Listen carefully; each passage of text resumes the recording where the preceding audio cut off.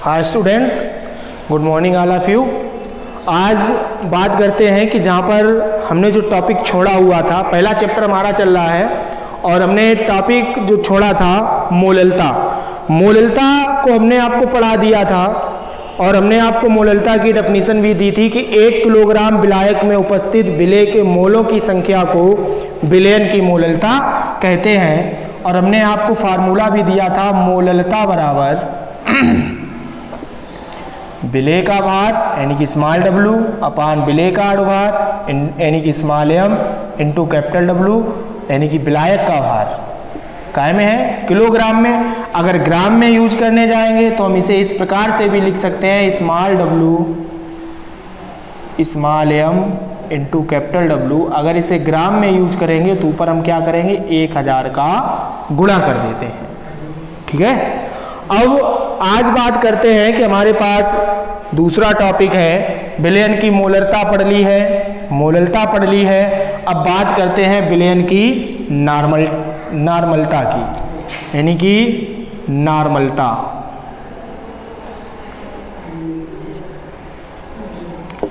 तो विलयन की नॉर्मलता क्या हो जाएगी देखेंगे इधर। पहले मैं लिख देता हूं, 1 लीटर विलयन में उपस्थित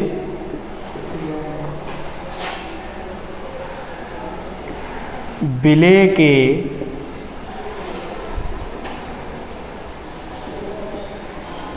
तुल्यांकों की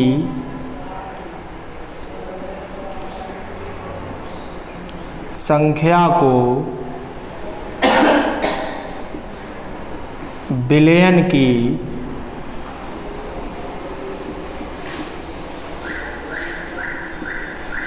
नॉर्मलता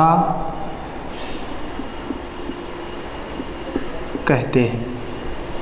ठीक है, 1 लीटर विलयन में उपस्थित विलेय के तुल्यांकों की संख्या को विलयन की नॉर्मलता कहते हैं। तो अगर विलयन की नॉर्मलता का फार्मूला देखा जाए तो फार्मूला क्या हो जाएगा, फार्मूला हो जाएगा विलयन की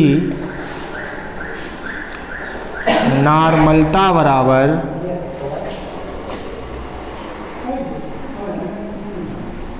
विलेय के तुल्यांकों की संख्या, विलेय के तुल्यांकों की संख्या अपान विलयन का आयतन काय में होना चाहिए, लीटर में। ठीक है, तो विलयन की नॉर्मलता की डेफिनेशन है कि विलेय के 1 लीटर विलयन में 1 लीटर विलयन में उपस्थित विलेय के तुल्यांकों की संख्या को विलयन की नॉर्मलता कहते हैं। और विलयन की नॉर्मलता का फार्मूला क्या हो जाता है, विलयन की नॉर्मलता बराबर विलेय के तुल्यांकों की संख्या अपान विलयन का आयतन काय में, लीटर में। अब बात करते हैं कि विलेय के तुल्यांकों की संख्या क्या होती है। तो यहां पर लिखेंगे विलेय के तुल्यांकों की संख्या बराबर क्या हो जाएगा, विलेय का भार अपान विलेय का तुल्यांकी भार। जिस प्रकार से विलेय के मोलों की संख्या होती थी तो वहां पर हम बात करते थे विलेय का भार और विलेय के अणुभार की। यहाँ पर है तुल्यांकों की संख्या, तो तुल्यांकों की संख्या में हम बात करेंगे विलेय के तुल्यांकों की संख्या बराबर हो जाएगी विलेय का भार बटे विलेय का तुल्यांकी भार। ठीक है, विलेय का भार बटे विलेय का तुल्यांकी भार। जब ये मान उठाकर हम विलेय के तुल्यांकों की संख्या के स्थान पर रखेंगे तो हमारे पास फार्मूला बनके आ जाएगा यानी कि विलयन की नॉर्मलता बराबर विलेय के तुल्यांकों की संख्या के स्थान पर क्या रखेंगे, विलेय का भार बटे विलेय का तुल्यांकी भार। तो यहां पर लिखेंगे विलेय का भार अपान विलेय का तुल्यांकी भार इंटू विलयन का आयतन काय में, लीटर में। सही है। तो हमारे पास ये फार्मूला आ गया है निकलकर कि विलयन की नॉर्मलता बराबर विलेय का भार अपान विलेय का तुल्यांकी भार इंटू विलयन का आयतन काय में, लीटर में।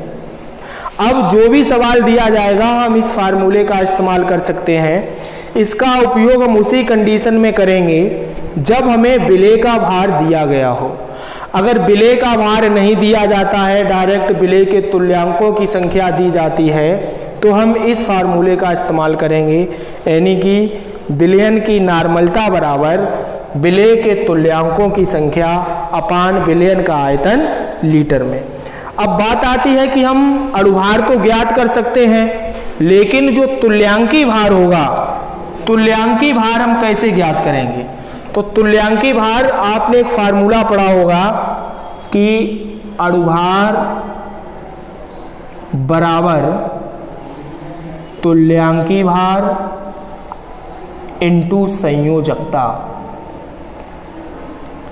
ये फार्मूला हमने पढ़ा है, आप लोगों ने भी देखा होगा कि अणुभार बराबर तुल्यांकी भार गुणे संयोजकता। हमें क्या चाहिए है, तुल्यांकी भार। तो तुल्यांकी भार बराबर क्या हो जाएगा, अणुभार बटे संयोजकता। अगर हम पदार्थ का अणुभार ज्ञात कर लेंगे तो उसका हम तुल्यांकी भार भी ज्ञात कर लेंगे। सिर्फ उस यौगिक की जो संयोजकता है उसमें परमाणु या अणु की उस संयोजकता का हम अगर भाग दे दें तो हम उसका तुल्यांकी भार भी ज्ञात कर सकते हैं। ठीक है। जब तुल्यांकी भार आ जाएगा तो हम यहाँ पर रख देंगे और सभी मान आपको प्रश्न में दिए जाएंगे। जैसे एक छोटा सा प्रश्न है, देखते हैं आप लोग। प्रश्न है हमारे पास, देखो हमारे पास प्रश्न है कि 4 ग्राम NaOH यानी कि कास्टिक सोडा या सोडियम हाइड्रोक्साइड के नाम से भी जानते हैं इसे हम, 4 ग्राम NaOH को 100 ml जल में घोला गया है। प्राप्त विलयन की आपको नॉर्मलता ज्ञात करना है। तो हमें पता है जो चीज़ हम घोलते हैं वो विलेय होती है, और जब हम विलेय को जल में घोल देंगे तब पूरा बन जाएगा आपका विलयन। तो यहाँ पर हम सबसे पहले लिखेंगे विलेय आपका क्या हो गया है, NaOH। तो यहाँ से लिखेंगे NaOH का भार, यानी कि विलेय का भार नोट करते हैं स्मॉल w से, बराबर 4 ग्राम। ठीक है। यानी कि सोडियम हाइड्रोक्साइड को हम घोल रहे हैं तो सोडियम हाइड्रोक्साइड हमारा हो गया विलेय, और सोडियम हाइड्रोक्साइड का भार हमें दिया गया है 4 ग्राम। तो हमने लिखा है NaOH का भार यानी कि विलेय का भार रिप्रेजेंट करते हैं स्मॉल w से, बराबर 4 ग्राम। इसके बाद अब आपको ये आयतन दिया गया है, जब हम इतने 4 ग्राम NaOH को जल में घोल देंगे तब हमारे पास विलयन बन जाएगा। तो यहाँ पर हम लिखेंगे विलयन का आयतन बराबर कितना दिया गया है, 100 ml। अब जो आपने फार्मूला देखा है तो फार्मूला में हम आयतन का जो उपयोग करते हैं वो कर रहे हैं लीटर में। तो यहाँ पर हम मिलीलीटर को लीटर में चेंज करने जाएंगे तो 1000 का भाग दे देंगे, क्योंकि 1 लीटर में 1000 मिलीलीटर होते हैं। तो हम जब यहाँ पर भाग देंगे हमारे पास आ जाएगा 0.1 लीटर। ठीक है। अब ज्ञात क्या करना है हमें, देखो विलेय का भार हो गया, विलयन का आयतन हो गया, बचा क्या है, विलेय का तुल्यांकी भार। और तुल्यांकी भार ज्ञात करने से पहले हमें अणुभार ज्ञात करना होगा। तो यहाँ पर हम सबसे पहले जो हमारे पास विलेय पदार्थ है NaOH, इसका हम अणुभार ज्ञात कर रहे हैं। तो NaOH का अणुभार बराबर अब Na का हमने पिछली बार आपको परमाणु भार बताया था 23, ऑक्सीजन का भी बताया था 16, हाइड्रोजन का भी बताया था 1। तो सभी के परमाणु भार जोड़ देंगे तो 23 और 16 39 और 1 40, ये इसका अणुभार आ गया। लेकिन हम नॉर्मलता में अणुभार नहीं तुल्यांकी भार इस्तेमाल करते हैं, तो हम यहाँ पर लिखेंगे NaOH का तुल्यांकी भार बराबर NaOH का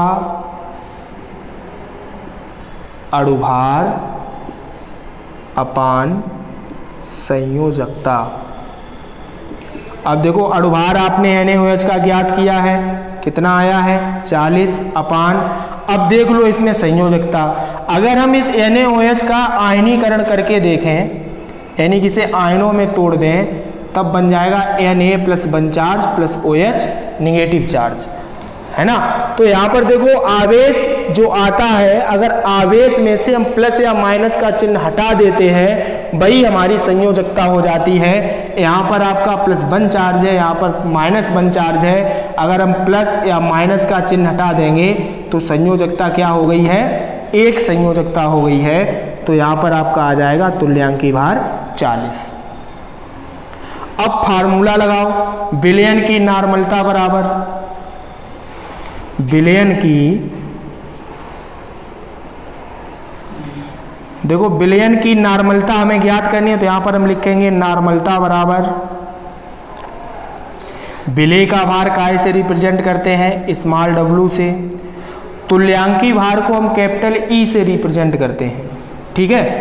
तो कैपिटल E इंटू आयतन हमें मालूम है काय से, V से, तो W का मान आपके पास क्या है 4, E 40 इंटू विलयन का आयतन यानी कि V आपके पास आया है 0.1, इसे हल करेंगे तो हो जाएगा 4/4। 40 का जब हम 0.1 में गुणा करेंगे तब आएगा, हालांकि 40 ही, लेकिन पॉइंट के बाद एक अंक है तो हम एक अंक पहले पॉइंट को लगा देंगे, तो 4 से 4 काटेंगे 1।